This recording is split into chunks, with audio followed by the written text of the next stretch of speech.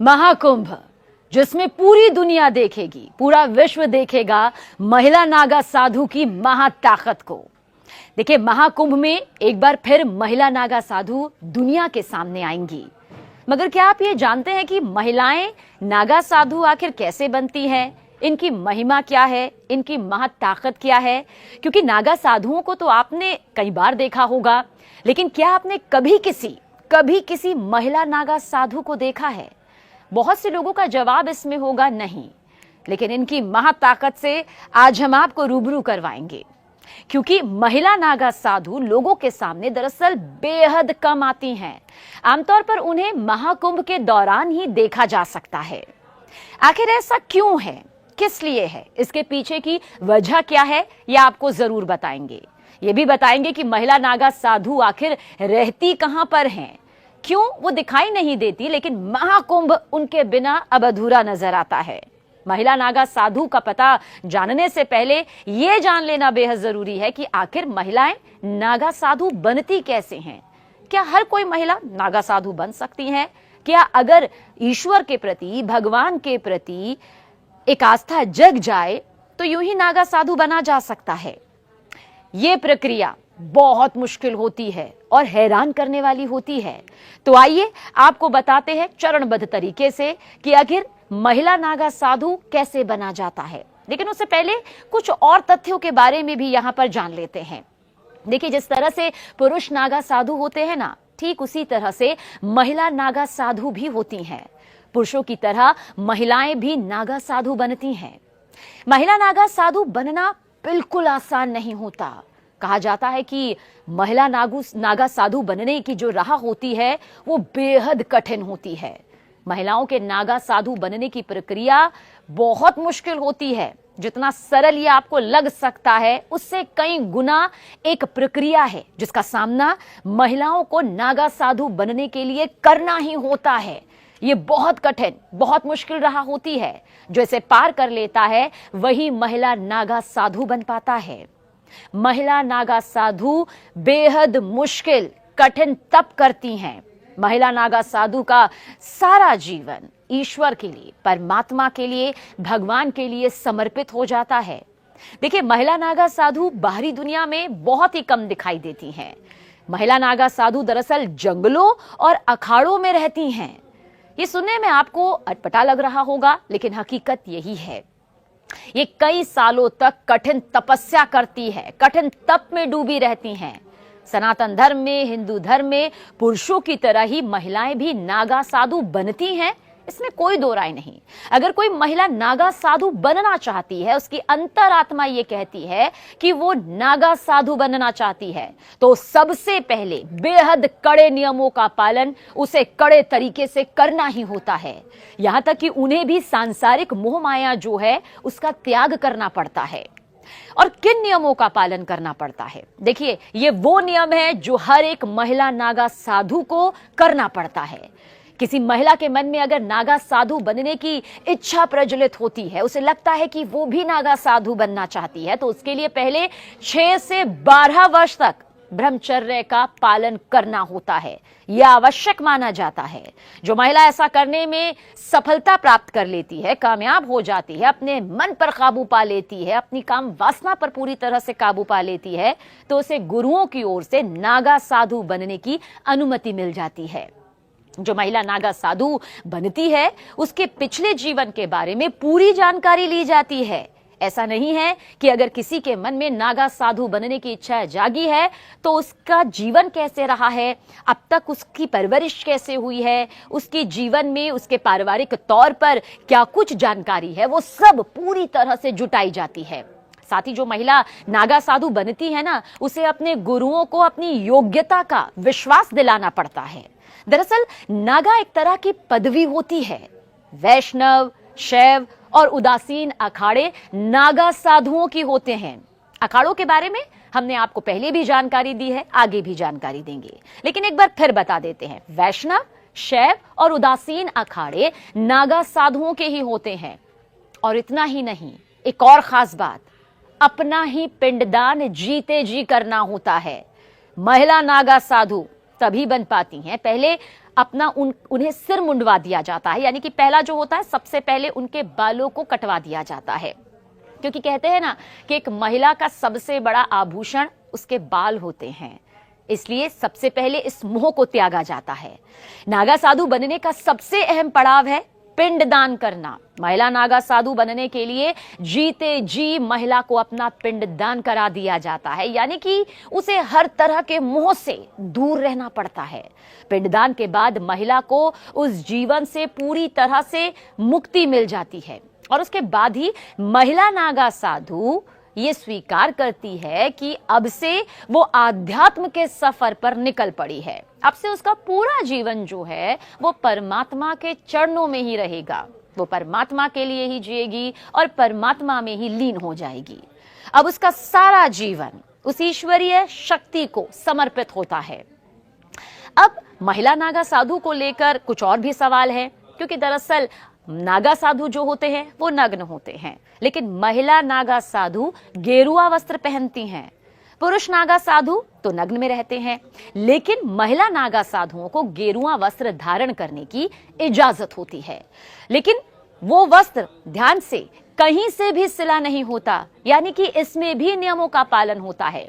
जैसे कि हम और आप जो कपड़े पहनते हैं वो सिले हुए होते हैं, उन्हें हम अपने हिसाब से अपने अनुरूप बना सकते हैं, लेकिन महिला नागा साधु किसी भी तरह से सिले हुए कपड़े नहीं पहनती हैं।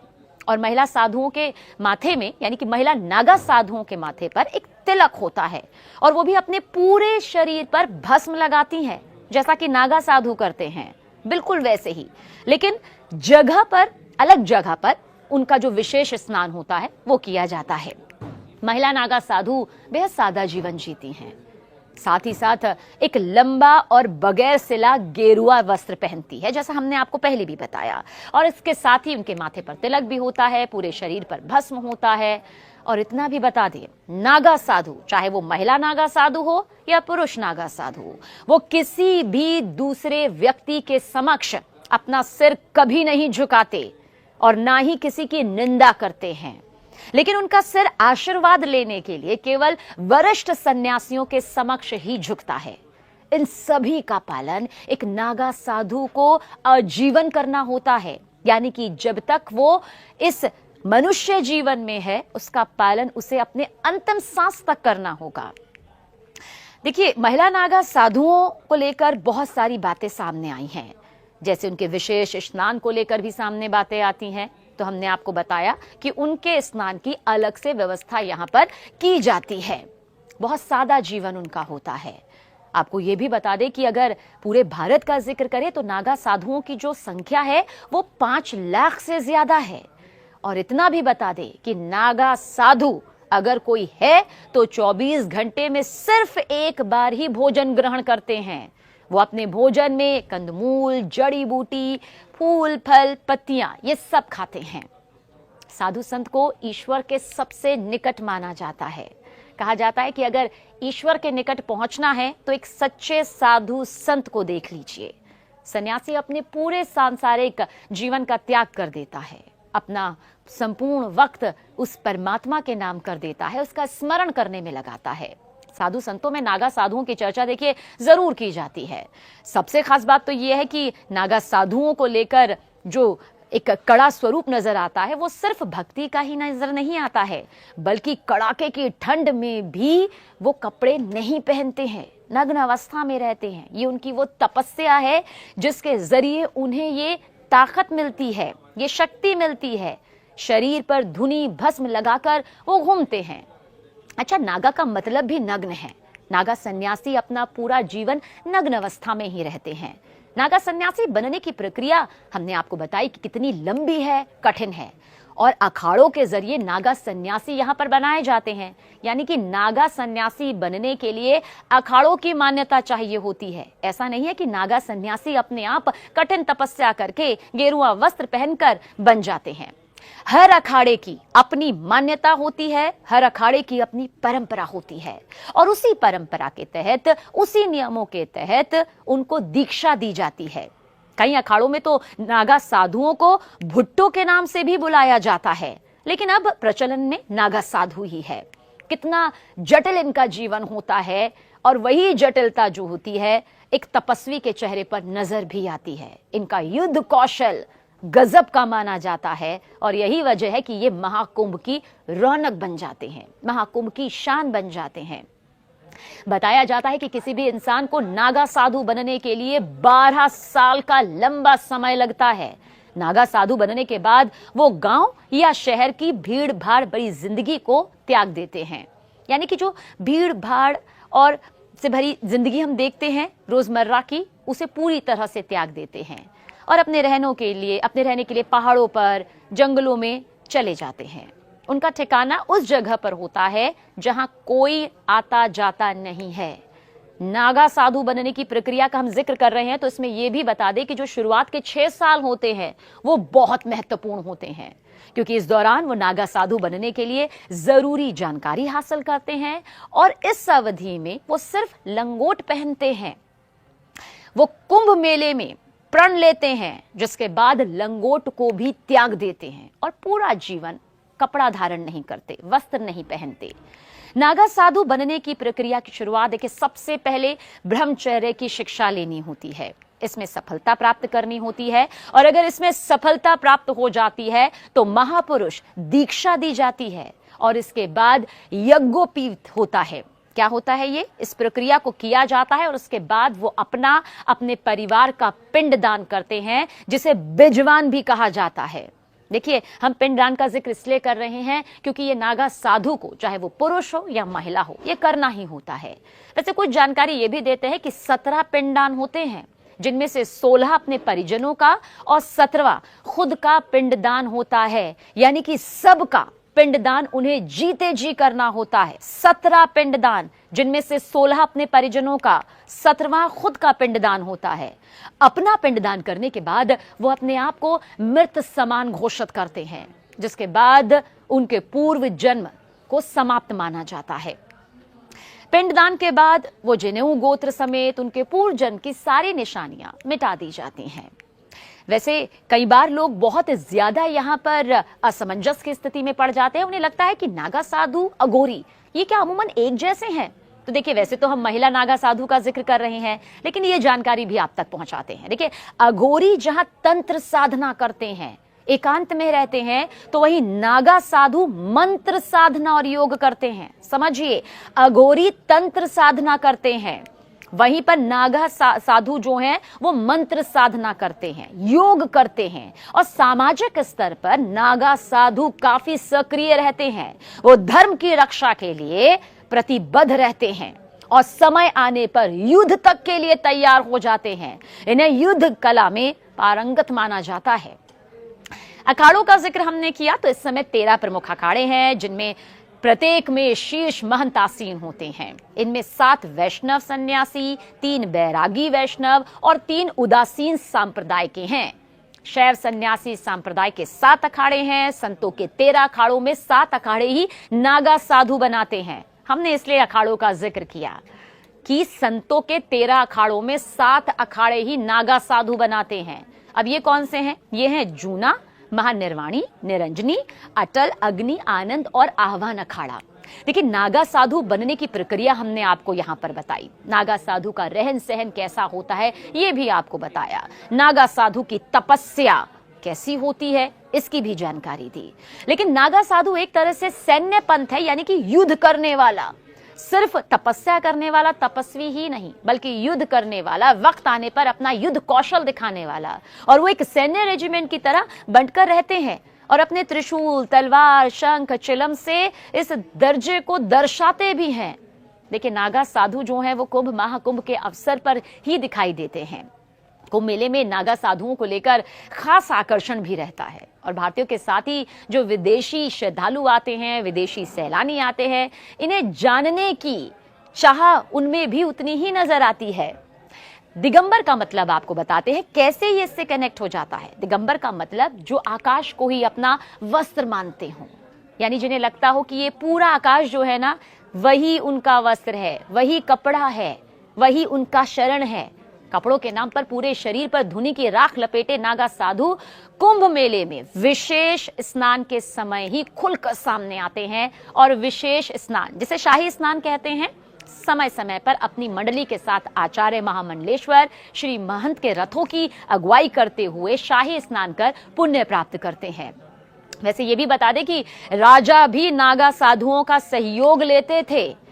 विदेशी आक्रमण की स्थिति में, विदेशी आक्रमण के हालात में कई बार ऐसा हुआ जब राजा महाराजा भी अखाड़ों के नागा साधुओं का सहयोग लिया करते थे। इतिहास में ऐसे कई युद्धों का बखान भी मिलता है, जिक्र मिलता है, जिनमें 40,000 से ज्यादा नागा योद्धाओं ने हिस्सा लिया, अपना युद्ध कौशल दिखाया। अहमद शाह अब्दाली के मथुरा वृंदावन के बाद गोकुल पर आक्रमण करने पर नागा साधुओं ने मुकाबला करके गोकुल की, कहा जाता है कि, रक्षा की थी।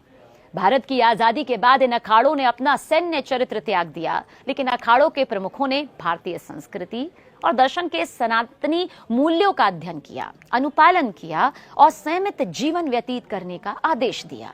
कोई भी अखाड़ा, चाहे वो कोई भी अखाड़ा हो, अच्छी तरह, पूरी तरह जांच पड़ताल करके ही योग्य व्यक्ति को ही प्रवेश देता है। सबसे पहले लंबे समय तक ब्रह्मचारी के रूप में रहना होता है, फिर उसे महापुरुष, फिर उसे अवधूत बनाया जाता है। अंतिम प्रक्रिया महाकुंभ के दौरान होती है, जिसमें उसका खुद का पिंडदान यानी कि दंडी संस्कार आदि कराया जाता है, जिसे हमने बताया बिजवान भी कहा जाता है। और अंतिम परीक्षा दिगंबर और फिर श्री दिगंबर की होती है। दिगंबर नागा एक लंगोटी धारण कर सकता है, लेकिन श्री दिगंबर को बगैर कपड़े के रहना होता है। एक बार फिर से बताते हैं, अंतिम परीक्षा होती है नागा साधुओं की दिगंबर और फिर श्री दिगंबर की। दिगंबर यानी नागा एक लंगोट धारण कर सकता है, लेकिन श्री दिगंबर को बगैर कपड़े के रहना होता है और वो इस पूरे आकाश को ही अपना वस्त्र मानता है। तो देखा, जिन नागा साधुओं को आप देखते हैं महाकुंभ में, वो महज सिर्फ साधु नहीं है, उनके पीछे की तपस्या, उनके पीछे की कहानी नहीं, बल्कि हकीकत कितनी ज्यादा मजबूत है। और ऐसे ही महिला नागा साधु को भी इसी प्रक्रिया से गुजरना पड़ता है। तो इस बार जब महाकुंभ में आप महिला नागा साधु और नागा साधुओं के दर्शन करें, तो महज दर्शन के तौर पर ना करें, बल्कि समझिए कि आखिर कितनी कड़ी तपस्या और 12 साल का जो लंबा सफर रहा, उसके बाद तैयार होते हैं ये नागा साधु।